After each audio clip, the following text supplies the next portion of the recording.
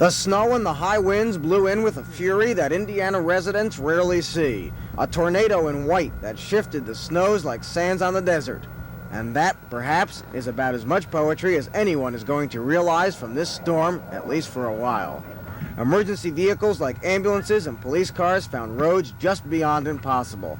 City police cars have no snow tires or four-wheel drive vehicles.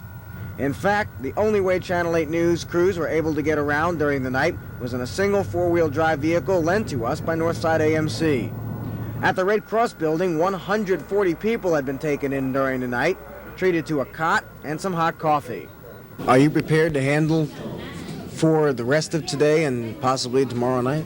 Oh yes, and we expect maybe to move them from here to a more a larger shelter. Depends on how long the bus company is going to be tied up. At Stout Field, the National Guard swung into action and set up its elaborate disaster center and opening 24 armories around the state.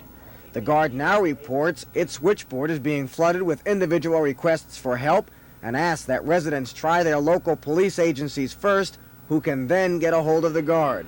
The fact is, this center is working with a bare minimum of people who are barely able to get here. The Guard says its role now is centered on life and death emergencies. At Interstate 465 and 10th Street on the west side of Indianapolis, an Army anti-tank personnel carrier with a state police trooper and a sheriff's deputy was checking abandoned cars to make sure no one was stranded. Police did find some people and moved them out to safety. An awful lot of people are stranded. The cars everywhere. They just can't negotiate the streets. There's just too much snow. Very dangerous situation. Where are you taking them? The nearest fire stations, gas stations, any kind of open establishment where we can keep them warm. By dawn, the snow had not let up, and the traffic that was on the streets was either stuck or a four-wheel drive vehicle. The city has asked for volunteers with those four-wheel drive vehicles and are paying for the gas. It is 7:45 in the morning now, and we are eastbound on 16th Street near Busch Stadium. This area is usually bumper to bumper with inbound traffic at this time of the morning. This is usually rush hour. This morning, there is no rush hour. In fact, there are no cars on the road.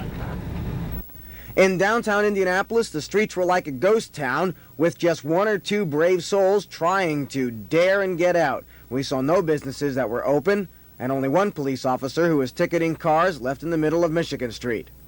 At Washington and Alabama, a plate glass window blew out of an auto store. No one was injured, and police were on the scene within seconds.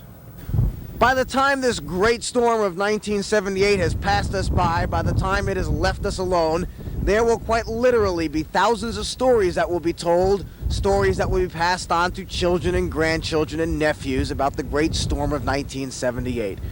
But I think perhaps one of the things that I will remember most about this storm is that at 9 o'clock on a Thursday morning, Josh Littman stood in the middle of Pennsylvania Street in downtown Indianapolis, and hardly a soul came by.